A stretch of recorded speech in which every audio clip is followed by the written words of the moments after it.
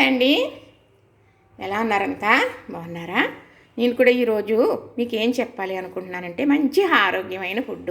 ఇది చాలా మాటలు చెప్పడం జరిగింది, అచ్చమండి అభిరుచుల్లో పెట్టడం జరిగింది, చూసారు. మరి ఆ వీడియోలు అయితే డిలీట్ అయిపోయినాయి, కానీ ఆనందాల అరువిలో ఇంకా ఉన్నాయండి. మరి ఎక్కడో లోపలికి ఉన్నాయి, చూడలేదు. మరి ఇప్పుడు చెప్పే విధానం వేరు, అప్పుడు చెప్పే విధానం అంతా వేరు. ఇది మరి చెప్పాలి ఇప్పుడు కరెక్ట్గా. ఇది కూరాటకుండా అంటే మట్టి కుండ.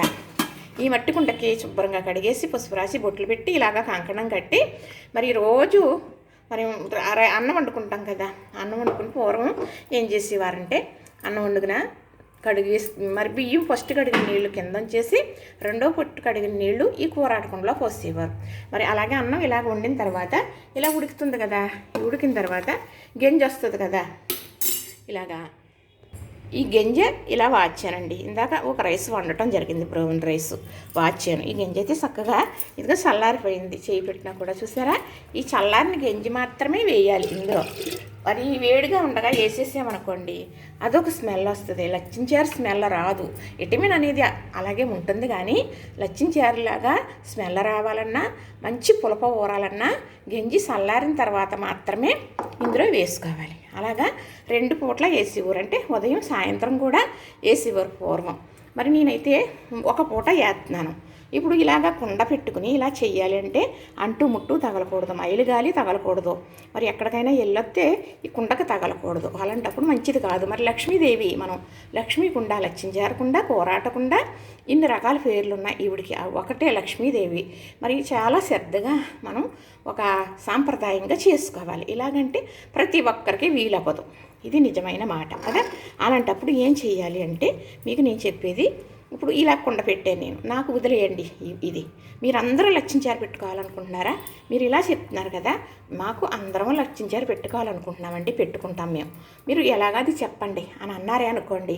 చక్కగా మరి ఇలాగ నీళ్లు పెట్టండి. ముందు నీళ్లు మరిగేటప్పుడు బియ్యం, కడిగిన బియ్యం ఒకసారి కడిగేసి, ఇప్పుడైతే గిద్ద మైసూరే కదా, ఆ బియ్యం అయినా సన్న బియ్యం అయినా పర్వాలేదు, చక్కగా కడిగేసి 10 నిమిషాల ముందు నానబెట్టుకోండి.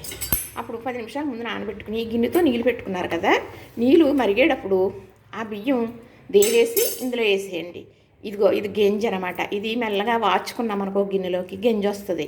అప్పుడు ఈ అన్నం కూడా మనకి చక్కగా తినడానికి ఏ పువ్వులా ఉంటారు, చేతికి అంటుకోకుండా వండేవారు. జిగురుగా చేతికి అంటుకోకూడదు అన్నం అనేవారు మరి పూర్వం. అప్పుడు అన్నం బాగుంటుంది, అన్నం పొడిపొళ్ళాడుతూ ఉంటుంది, చాలా ఆరోగ్యం.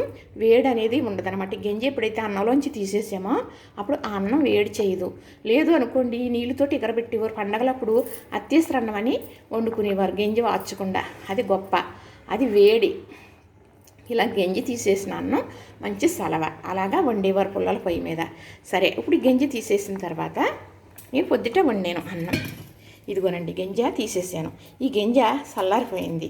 ఈ చల్లారిపోయిన గింజ మరి నేను అలా నిన్న పొద్దుట వాచిన గంజిది ఇది. ఈ గంజిలో ఇది చల్లారిపోవాలి. ఇప్పుడు అన్నం వాచానండి, ఉడుకుతున్న అన్నం వాచాను అనుకోండి. మరి నేను పొద్దుట ఉదయం బ్రౌన్ రైస్ వండటం వాచడం అయ్యింది. ఇదిగో ఈ గంజి చల్లారింది కదా, అందులో వేసేసుకోవాలి. అలా వేయడం వల్ల ఈ 2 కలిసేటప్పటికి ఏమవుతుందంటే మంచి పులప ఊరుతుంది, మంచి స్మెల్ వస్తుంది. ఇది గొప్ప ఆరోగ్యం. 2 పూట్ల వండుకున్నారనుకోండి గంజి వేయండి, బియ్యం కడిగిన నీళ్ళు అది వేయొద్దు. ఇలాగ ఒక గిన్నె పెట్టుకుని గిన్నెలో వేసుకోండి. మీకు చెప్పడం నేను చెబుతున్నాను, కానీ నాకు కంగారులో అటు ఇటుగా చెబుతున్నానేమో అని భయం. అర్థమైంది కదా. అన్నం వాచుకున్నారు కదా, వాచిన ఈ గంజిలో రేపు పొద్దుట మళ్ళీ గంజి వేయాలి అంటే గంజి ఒక గిన్నెలో ఇంకో గిన్నెలోకి వాచుకుని చల్లారాక ఈ గంజిలో కలుపుకోవాలి. అలాగా కలిపిన గంజిది ఇలా 3 రోజులు కానీ 4 రోజులు కానీ చేసేటప్పటికి మంచి పులప అనేది వస్తుంది అనమాట, మంచి స్మెల్ వస్తుంది. అందులో పచ్చిమిర్చి, ఒక టమాటా, ఇలా పొండు పచ్చిమిర్చి కానీ పచ్చిమిర్చి కానీ, ఒక ఉల్లిపాయ, అలాగే 2 వంకాయలు, 2 బెండకాయలు, కొత్తిమీర అనేది తప్పనిసరిగా ఉండాలి, మంచి స్మెల్ వస్తుందండి.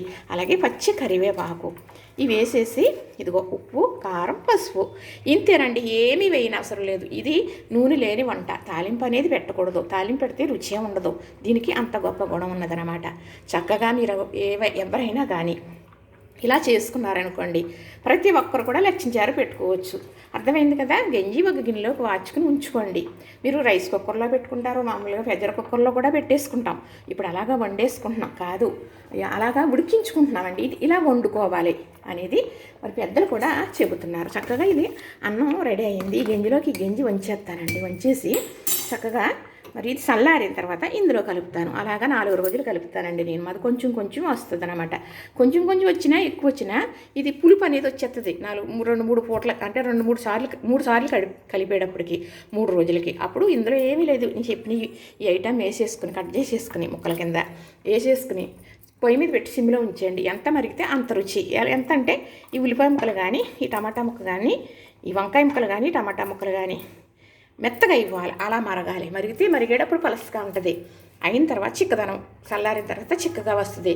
3 రోజులన్నా దాని రుచి రెట్టింపు అవుతుంది. ఇలాగా పెట్టుకోగలుగుతారని మీకు అందరికీ చేసుకునేటట్టు ప్రతి ఒక్కళ్ళు పోరాటకుండా లేకుండా, మట్టి కుండ లేకుండా ఇలా గిన్నెలో వచ్చిన గంజి, పూటకే వచ్చిన గంజి, అన్నం ఉన్నప్పుడల్లా వచ్చిన గంజి చల్లారిన తర్వాత ఇది నిన్నటిది కదా, ఇందులో పోసేయాలి. చల్లారిన తర్వాత ఇందులో పోసేయాలి. అప్పుడే మనకి లచ్చించారు రెడీ అయిపోతుందండి. చాలా ఈజీ. మీరు అందరూ చేసుకుంటారని నేను ఆశపడుతూ చెబుతున్నాను. ఆరోగ్యం అని ఇది ఎన్ని కోట్లు పెట్టి కొనుక్కుందామన్నా దొరకదు. లచ్చించారంటే అమ్ముతారా?